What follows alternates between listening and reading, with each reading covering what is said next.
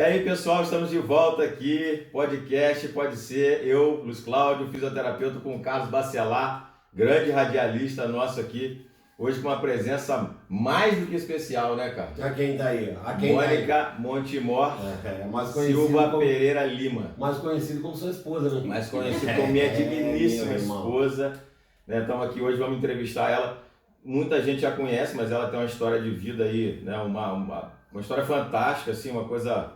um poder de Deus na vida dela, uma coisa para quem tem fé, né, para quem crê, uma pessoa que passou por uma dificuldade muito grande e eu não posso falar porque eu sou, né, Carlos, eu sou suspeito para falar. Sim. Mas enfim, então queremos agradecer a todo mundo que está acompanhando aí, quero agradecer a você, lembrar, Carlos sempre fala isso, lembrar para você se inscrever, ativar o sininho lá, que toda vez que tiver vídeo novo subindo, você vai ser comunicado, tá? E compartilha com seus amigos e vamos, e gente, não podemos deixar de lembrar, todas as vezes agora a gente vai lembrar, a Lavínia, que a gente fez o último podcast, tá? Se você puder contribuir, contribua, compartilha aí, tudo que você puder fazer para ajudar a Lavínia, para ver se ela consegue essa medicação. Vai colocar aí embaixo? Depois a gente coloca lá embaixo, aí na descrição aí, como você pode doar, tá? Vamos sempre colocar o Instagram dela também, siga, Pode Ser, tem Instagram também agora, sim, tá, gente? Sim. Podcast Pode Ser 7. Eu vou deixar também na descrição lá do vídeo. Quem quiser seguir a gente no Instagram, fica à vontade, que a gente coloca foto de bastidores, exatamente, making off, o famoso Reels, né? Reels. Eu acho que é isso, sim. Eu acho que isso é coisa das pessoas mais jovens. Se não for Reels, é Reels. Alguma coisa desse tipo aí. Alguma coisa vai ser. Bom, gente, obrigado também mais uma vez por vocês estarem aqui conosco. É muito bom saber que a cada dia o canal tem crescido. Hoje nós vamos bater um papo aqui com a Mônica, né? Mônica que é educadora, a Mônica também é multifuncional e é dona de casa ainda, miniatura Luiz Cláudio, né? Que quase 30 anos junto. Quase 30 anos. Bom, gente, eu falei quase 30 anos porque eu de casado vou fazer 20. Então, o tempo, mas a gente tá beirando isso aí também. O tempo passa, a gente vai seguindo aí a vida. Bom, a Mônica vai bater um papo com a gente aí. A Mônica, gente, para quem não sabe, e para quem sabe, vai ouvir de novo, a Mônica tem uma história de vida muito interessante. A gente acompanhou de perto, né? Para quem não acredita em milagre, ó, tá aqui, ó. Você não acredita em milagre, não? É aqui, ó. Não, foi medicina. A medicina disse que não tinha mais jeito. Então tá aqui um grande milagre. A Mônica ela vai contar um pouquinho pra gente da vida dela. A gente vai bater papo, falar sobre alfabetização, vai falar sobre ação social, que é um trabalho que ela gosta muito de fazer. Então, Mônica, deixa aí sua apresentação aí para essa turma aí. Para mim é assim, é uma alegria estar podendo participar, né? E uma coisa que eu gosto muito no começo assim eu ficava meio perturbada quando a pessoa falava assim comigo, você é um milagre, porque a gente às vezes não tem muita noção do que é você ser um milagre, né? Muitas vezes eu saía na rua, encontrava com as pessoas falavam, porque você é um milagre. E às vezes a gente não tem noção do que a gente representa, às vezes, na vida do outro e do que a gente representa até diante do reino de Deus também, né? Sim. Eu acho que quem mais pode falar em relação a milagre é os Cláudio e seu pai, que foram os que mais tiveram ali perto. E nosso irmão Anderson Andinho também, né? Eu quero mandar um grande abraço para ele. Grande abraço pro Anderson, que é mais do que irmão, né? Aquilo ali é aquele ali é irmão de verdade, realmente. Ô, Mônica, então fala pra gente aí um pouquinho, se passou por um momento difícil. Como é que foi essa descoberta aí do câncer? Como é que foi esse baque, esse choque? Como é que foi? Na verdade, assim, Carlos, eu acho que eu estava vivendo o melhor período da minha vida, que era 2017. Estava fazendo faculdade, estava fazendo pós-graduação. Estava feliz, meu marido estava num trabalho bom, as minhas filhas, a gente estava numa casa que a gente tinha planejado, tinha sonhado. E de repente uma coisa começou a me chamar muita atenção, eu comecei a ficar muito perturbada, porque eu comecei a a ir ao banheiro e sair sangue quando eu evacuava. E aquilo começou a ficar assim, uma coisa rotineira e era só isso. E eu fui a vários médicos e os médicos falavam, não, isso daí é hemorroida. Até que um dia eu fui num médico do postinho, né, doutora Bárbara, e ela me passou uma colonoscopia. E eu me lembro que foi no dia 28 de setembro, né, eu ainda cheguei lá, custei para fazer o exame. E a gente é dopado para poder fazer isso, a gente toma anestesia. Eu só me lembro de voltar da anestesia e o médico falar que eu tinha um tumor e que tinha que fazer uma biópsia. Então ali naquele momento, assim, sabe, eu fiquei desesperada. Eu saí dali meio que dopada, mas desesperada. mas uma coisa que me chamou muita atenção, que meu pai e minha irmã estavam comigo, e aquilo assim, veio um silêncio dentro do carro, e quando a gente estava passando ali mais ou menos perto da granja, meu pai começou a louvar, sabe? E eu chorando muito, e meu pai louvando, e meu pai falando assim, não, Deus está no controle. E eu vim para casa, eu fiquei assim, uns 2 dias, né, Cláudio, assim, meio que desesperada, parecia que tinha chegado, parecia que o céu tinha enegrecido, e que aquilo tudo estava vindo sobre mim, tudo, dava medo de tudo, só chorava. Aí eu fui tomar um banho, né, eu levantei na sexta-feira, fui tomar um banho e falei assim, eu tenho que fazer alguma coisa. Aí tava tendo uma festa na tua igreja, aí o Luiz Cláudio me chamou pra ir. Falei, não, eu vou. Mas eu já tava assim, vendo que às vezes Deus ele vai usando coisas pra te mostrar o que vai vir na sua vida e às vezes você não percebe. Porque um tempo antes, assim, um ano antes, eu comecei a ajudar uma menininha que tava passando pelo mesmo processo.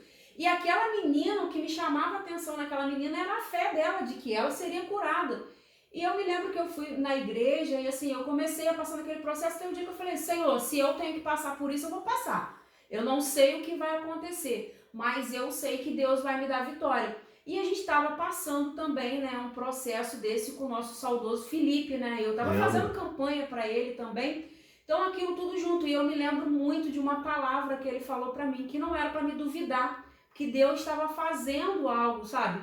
Então, eu acho que a determinação. Só que aí você não consegue ver as coisas assim, porque a gente foca muito nas coisas erradas. A gente tem mania de focar assim, porque pra fulano não deu certo. Eu não, eu fui pro contrário.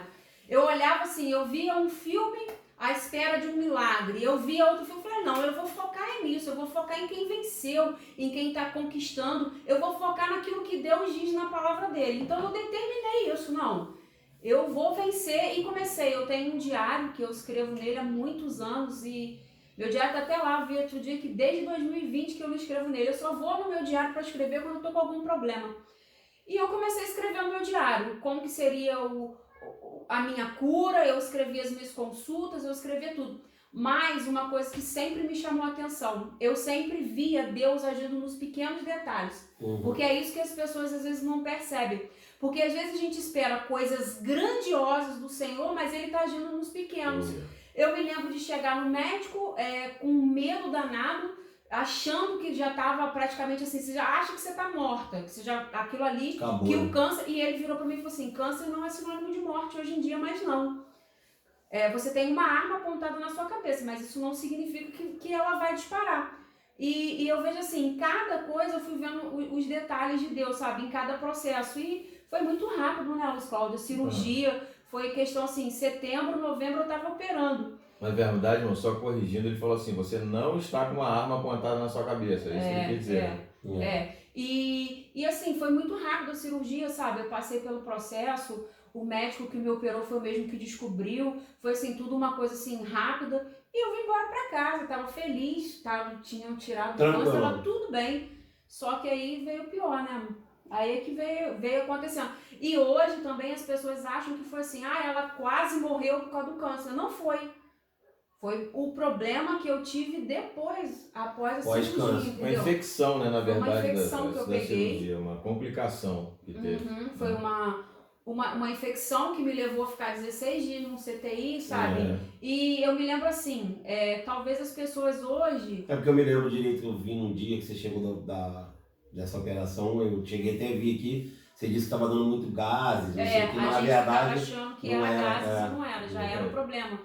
Já era aquele problema em si. E quando eu fui, que foi no dia 18, que ele chegou em casa, que eu pedi pra ele, no dia 18 de dezembro, faltava 2 dias pra gente completar, fazer aniversário de casamento, e eu falei pra ele, me leva pro hospital. E uma coisa que me chamou muita atenção foi nessa saída do corredor daqui de casa, que eu passei tão desesperada que eu não conseguia olhar para as minhas filhas. Eu me lembro só de olhar para elas 2 sentadinhas, sabe? E até hoje isso fica assim muito na minha mente, as 2 sentadinhas me vendo sair desesperada e chegando lá no hospital. A Raquel Abreu estava comigo, ela passou a noite toda comigo e eu lá nem sabendo o que estava acontecendo comigo, mas preocupada com ele que estava voltando sozinho para casa. Olha só, a minha preocupação era ele voltando sozinho para casa e eu nem sabia o que ia acontecer comigo. E a única lembrança que eu tenho, assim, dos dias que eu fiquei lá no CTI, foi no dia 19 que eu saí para fazer a primeira cirurgia, que eu entreguei minha aliança para ele, que ele me deu um beijo, daí pra lá eu não conseguia me E lembrar. depois desse momento, dessa cirurgia, né, cara, foi o momento em que o médico chegou para mim, disse que não deu nem para terminar a cirurgia e que o anestesista tinha pedido para encerrar a cirurgia porque ele não tinha mais condição de reanimar ela e que, infelizmente, o caso dela era muito grave. Só Deus, ele falou para mim assim, ele até falou dessa forma, só Deus mesmo. O médico falar isso. Exatamente, E, não, assim, ele até disse o seguinte, vamos esperar, se ela sobreviver essas 48 horas, né, a gente vai ter que voltar a mexer nela de novo. Né, e foi aquele momento de tensão, e ela nesse momento estava em coma induzido, né, então ela não via nada, mas a gente que estava de fora sabia o que estava acontecendo. O meu sogro, ele não entendia nada, assim, mas ele não entendia muito bem sobre aquilo que estava acontecendo. A medicina, você já Às vezes, por né? qualquer reação dela, ele acreditava, né, assim, que estava tendo uma melhora, alguma coisa, mas eu via que realmente os parâmetros dela já ia só mais piorava. da razão. Exatamente, né, só piorava. Mas foi isso aí, e depois disso, né, amor, como é que foi? Aí acabou passando esse período. Passou esse período, Voltando né? para casa agora. Não, voltando para casa, assim, eu fiquei lá 16 dias no CTI, a minha maior alegria, eu ficava 23 horas esperando eles entrarem para poder me visitar, e ele nunca entrou chorando, só teve um dia que ele chorou, mas ele disse que era choro de alegria de me ver acordada, que eu tinha acordado. Fiquei 41 dias naquele hospital, e uma coisa que eu sempre coloquei na minha cabeça, Carlos, eu tô aqui, eu vou viver um dia de cada vez nesse lugar. E eu vivi um dia de cada vez. Aí às vezes as pessoas falam assim, na vida, mas era difícil. Eu acho que o ser humano deveria pensar assim na vida, não só... Mas a gente aprende isso, cara, a gente na só coloca vida. em prática. Mas eu tenho vivido isso há muito tempo. Porque assim, a Bíblia fala para basta cada dia seu mal, né? Então, eu não sei o que vai acontecer comigo até logo de noite, ou até daqui a 5 segundos, ou até... Não sei. Então, às vezes as pessoas ficam muito preocupadas. Eu estou muito preocupado com o coronavírus. É claro que tem que ter preocupação, é uma doença que está matando muita gente, mas não é só o coronavírus. A vida é muito além disso. Então, a vida tem muita coisa, tem muito... Então, é complicado isso. E esse momento aí foi um momento de muito pavor, né, mãe? Não, na verdade, assim, pra mim, eu posso ser sincera pra você, enquanto eu estive lá no hospital, duas coisas me emocionou. Foi o dia que eles levaram minhas filhas pra poder me visitar, depois de muito tempo sem vê-las. Eu chorei muito. E, assim, eu posso ser sincera pra você, enquanto eu vivi lá naquele lugar, porque lá eu tava morando lá naquele lugar, então fazia... Eu posso dizer assim, eu me dava bem com todo mundo, eu procurava me dar bem com os enfermeiros, eu tenho pessoas lá que eu gosto muito, que me ajudaram muito. Eu recebia, Carlos, assim, visita todo santo dia, as pessoas me visitavam, eu tinha companheiro todo dia para tomar conta de mim. Verdade. E, assim, eu só tenho a agradecer, porque o pessoal de lá foi muito bom comigo. Até hoje os médicos me tratam com muito carinho, os enfermeiros, as enfermeiras, sabe? Então, assim, enquanto eu estava naquele lugar, eu precisava fazer daquele lugar um ambiente agradável para mim. Sim. Entendeu? E às vezes, gente, a gente vê assim, nossa, como ela sofreu. Não, mas existiam pessoas lá que eram muito mais sofridas do que eu. Eu vi pessoas morrendo naquele lugar. Eu vi pessoas mais novas passando por problemas muito piores do que eu, entendeu? Então, eu não me achava no direito de, às vezes, ficar questionando Deus pelas coisas, sendo que, às vezes, você olha pra trás e existem pessoas piores do que você, entendeu? Inclusive, Carlos, ela até falou que chorou no dia que as meninas estiveram lá. Foi o único dia que ela chorou nesse período todo. É um turbilhão de coisas que passa, gente, que só quem viveu. Enquanto ela estava lá, a gente estava no mundo chorando debaixo de chuva, de madrugada, de novo. E a gente estava aqui buscando a Deus e pedindo a Deus, né? Para que acontecesse alguma coisa. E graças a Deus, Mônica está aí, contou aí um resuminho do que aconteceu, né?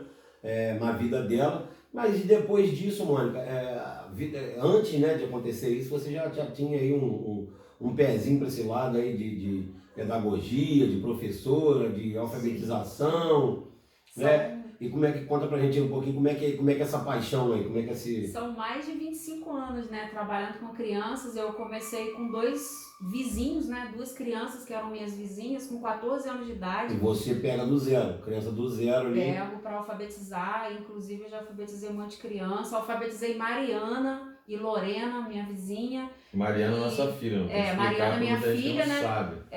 Eu alfabetizei ela, eu pego crianças às vezes que tem alguma dificuldade e a gente começa do zero e a gente faz aquela evolução, e por gostar tanto disso, gostar tanto dessa área, eu fui me especializar nisso, né? Eu fiz pós-graduação em neuropsicopedagogia, alfabetização e letramento também, porque eu gosto muito disso. Além de ser formada também em serviço social, que é uma coisa que eu gosto muito de fazer, que é ajudar as pessoas. Porque às vezes a gente vê a situação, a gente fica com pena, mas a gente não faz nada para ajudar, né? Entendi. Vamos na professora, depois a gente vai lá na ação social. E essa história de pandemia, essa história de alfabetização aí, as crianças à distância, esse negócio a gente já teve até o Diego Bacelar falando pra gente um pouquinho disso, de ser complicado, né? Esse novo normal de ter que educar a criança, às vezes, à distância, aqui na tua casa você até dá aula para alguns, né? Mas na maioria das vezes é distância. Como é que é isso? Como é que é enfrentar essa nova rotina? Para os pais é muita dificuldade, né? Mas uma coisa que eu tenho sempre falado para os pais que me procuram é o seguinte: quem foi que ensinou a criança a falar? Quem foi que ensinou a criança a andar? Não foram os pais? Então os pais conseguem dar conta, sim, porque às vezes os pais falam assim, mas eu não dou conta, eu não consigo ensinar. Um jeitinho você consegue, porque hoje você tem a possibilidade. Eu tenho ajudado muitas mães nesse processo, né? Eu vou até lançar um e-book, a gente tem o nosso canal no YouTube também falando sobre fala do isso. Seu canal aí.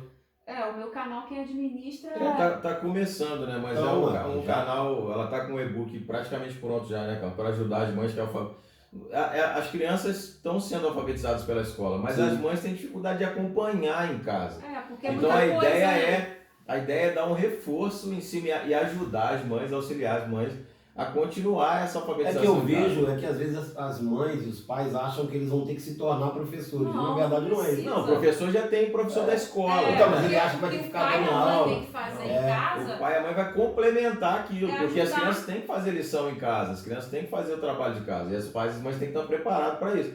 Agora, o que a Mônica fala é até interessante, né? Não precisa fazer um curso de uma faculdade para poder dar aula para o seu filho, para poder ajudar o seu filho em casa. Né? Então, é o que a Mônica falou, o ensinar a falar é espontâneo, né? A pessoa aprende ali. Agora, é a mesma coisa a aula, você vai pegar, vai dar uma ajuda, porque quem vai, na verdade, passar aquilo ali é o professor. É o professor na escola. E, na verdade, assim, o pai e a mãe, às vezes, fica procurando até um método, sabe? E não existe método, assim, para você...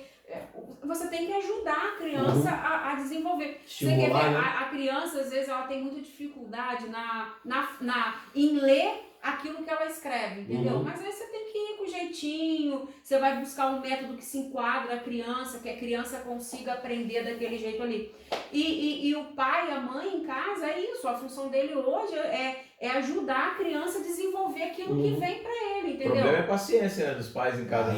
Mas se o pai não tem paciência com o próprio filho... Não, mas o problema também não é só o pai ter paciência, não. Aí eu vou defender os pais. O problema também é muitas vezes que a criança, o pai vai falar pro filho assim, filho, 1 mais 1 é 2. Não, mas não é assim que a tia da escola ensinou, não. Você tá errada. Entendeu? Então, é isso. E isso é uma coisa que já vem sido buscado assim, há muito tempo. É aquela união de família e escola que precisa ter. O pai, a mãe, o responsável, ele tem que estar alinhado e a escola também está alinhada. Porque quando está todo mundo alinhado, aí a criança... E hoje, a criança, ela também sofreu muito com essa pandemia. Porque antes ela estava acostumada com um monte de criança ao redor dela brincar. E hoje, para eles, assim, vai fazer dever sozinho.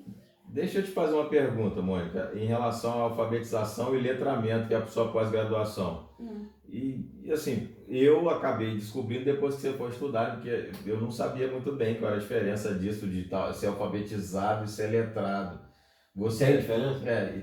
Explica pra gente a diferença aqui e assim, a dificuldade que as crianças têm hoje, que vem da base, vem da alfabetização em relação ao letramento. Na verdade, as pessoas hoje acreditam que ser alfabetizado e ser letrado. Não é.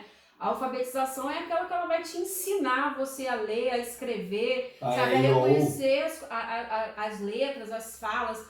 Agora, o letramento é a capacidade que você tem de ter uma opinião, de ler um texto e você senso dar. crítico, Você ter um senso daquilo que você está falando, senso entendeu? crítico, né? A minha opinião é essa, e é uma coisa que hoje eles tentam muito assim, não ter. Você pega assim, você tem várias pessoas no Brasil. Quando eu fiz a faculdade, até fiquei espantada que falava assim: você tem de 1000 pessoas alfabetizadas, você tem às vezes 10 que são letradas, entendeu? 10 que conseguem ter aquele senso crítico. É muito falado, né? Não é, hoje é mais falado, hoje é mais falado sobre isso. E uma outra coisa assim, que eu gosto muito, sabe? Eu gosto muito de trabalhar. Eu gosto de pegar uma criança com dificuldade mesmo, porque às vezes quando você pega uma criança que tem uma dificuldade, e às vezes as pessoas, assim, os próprios pais falam: não, mas a dificuldade dele é isso, e às vezes não é. Às vezes a criança tá usando aquilo só para chamar a atenção do pai e da mãe, entendeu? Eu já cansei de pegar criança assim, que às vezes chegava para mim, ele não sabe, e às vezes a criança, mas ela só queria chamar atenção. Uma coisa hoje que é muito falada, hoje na nossa época é chamado de burrice, mas hoje em dia é muito falado sobre déficit de atenção. A gente antigamente era chamado de burro mesmo. Hoje em dia déficit de atenção. Fulano tem déficit de atenção, ele não consegue prestar muita atenção. A nossa época, o professor, esse menino é burro. Já é um problema você chamar uma criança de burro, tô brincando, né? Tô brincando. Mas isso acaba criando um bloqueio na mente da criança. Hoje em dia tem esse papo aí de déficit de atenção. Como é que é tem isso? déficit de atenção, dislalia, dislexia, descalculia, e vai tudo isso. Na nossa época era englobada no burro. Isso, Ou então malandro. Você não gosta de estudar, você é malandro. Mas não, realmente, existem crianças que elas acabam adquirindo certas dificuldades, entendeu? E você pega assim... Como que vocês reagiam quando uma criança era chamada de burra dentro da sala? O que acontecia com aquela criança? Todo mundo ria.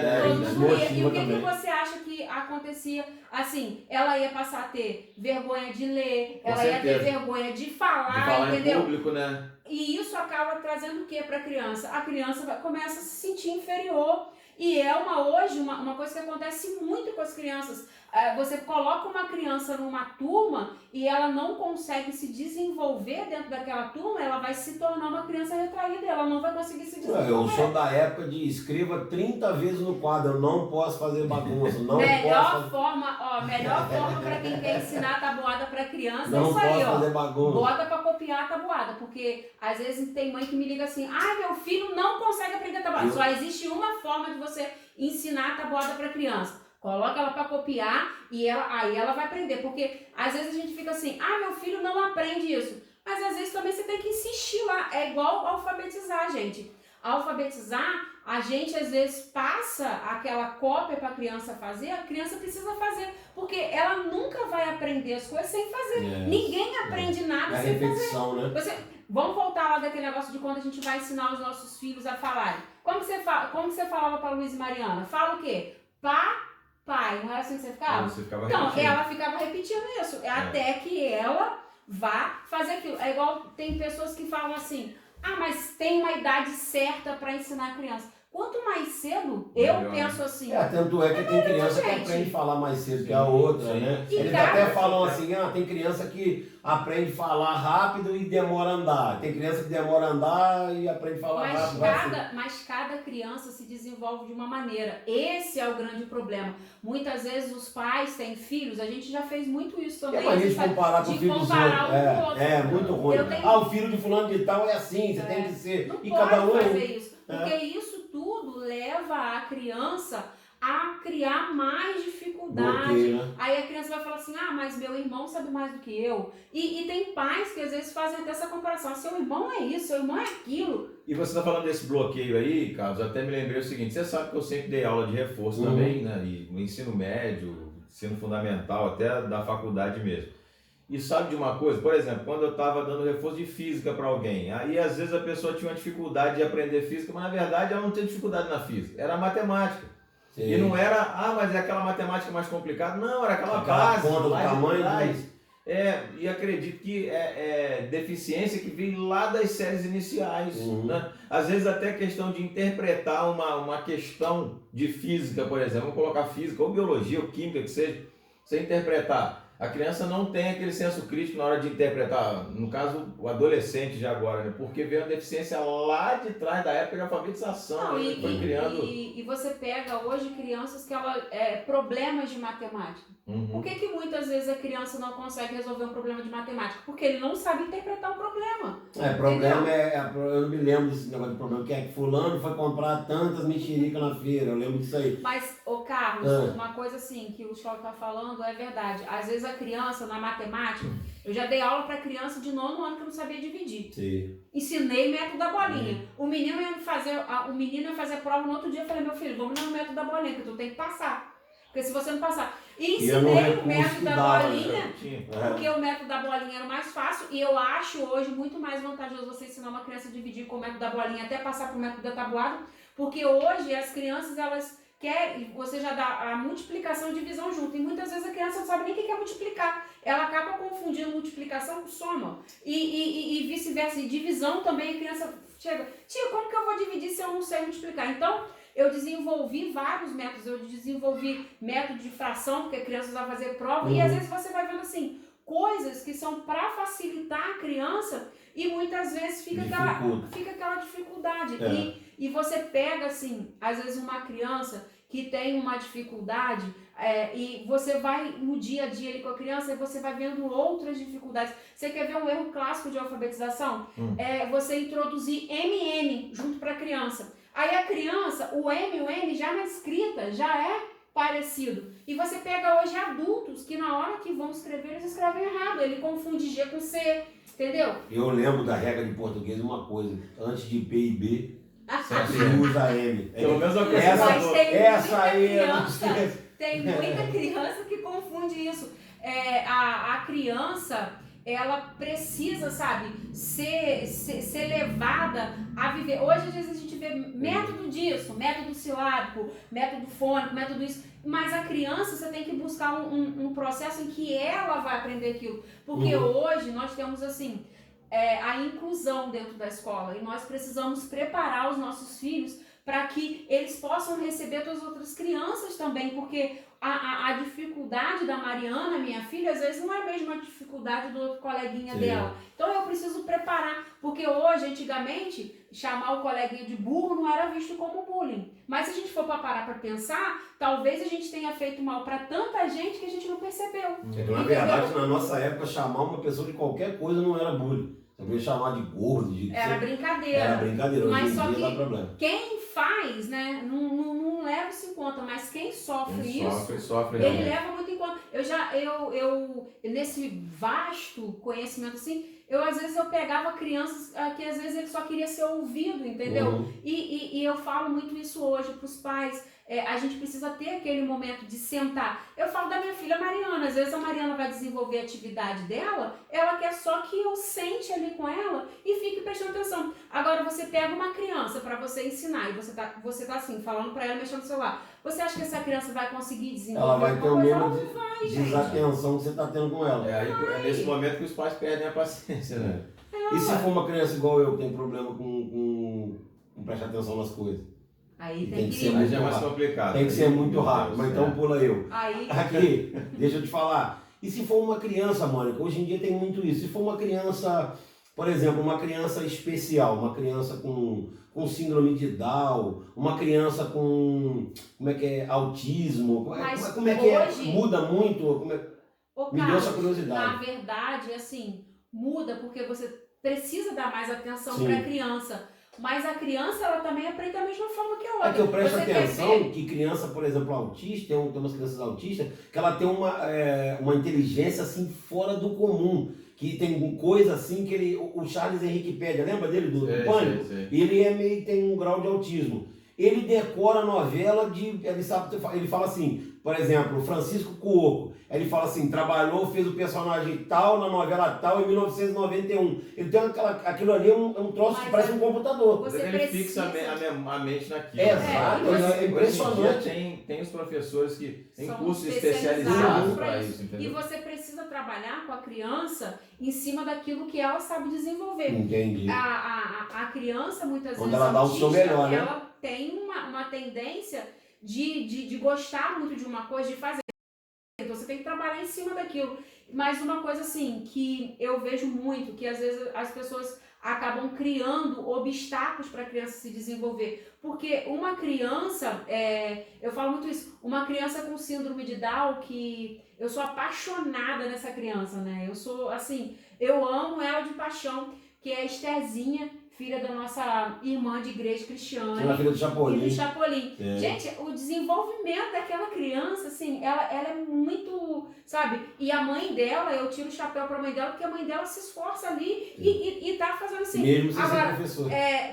não sei se vocês já chegaram a ver também da menina que é modelo. Não existe obstáculo. Quem coloca obstáculos somos nós. Entendi. Nós é que colocamos obstáculos. E as crianças se desenvolvem naturalmente. Quem cria os problemas só é a gente. Que coloca. Toda criança ela vai se desenvolver. Toda criança ela se desenvolve. Muito bem, gente. A gente está caminhando para o final, né? Chegando no finalzinho, o relógio está dizendo lá que nós temos que parar. Foi o maior até hoje, hein? Está sendo o maior até hoje. A Mônica fala pra caramba aí, Deus do céu. Eu também falo pra caramba, esse quadro também fala pra caramba. E graças a Deus que a gente tem boca para falar. E vocês têm ouvido para ouvir. Não se esqueça de se inscrever no canal, ativar o sininho, dar aquela curtida lá para ajudar o canal a crescer. Ó, a Mônica tá com o canal dela, a gente vai deixar o canal dela também na descrição. Vamos deixar na descrição do vídeo A aí conta também. da Lavínia vai ficar na descrição. Verdade. Vai estar Ajuda tudo aí, aí. Colocar né, tudo gente? isso. Uhum. Não deixe de ajudar não, já pô, se cada um fizer alguma coisa, já vai ser muito para ela, né? Então, queremos agradecer a Mônica, né, por ter se Claro. disponibilizado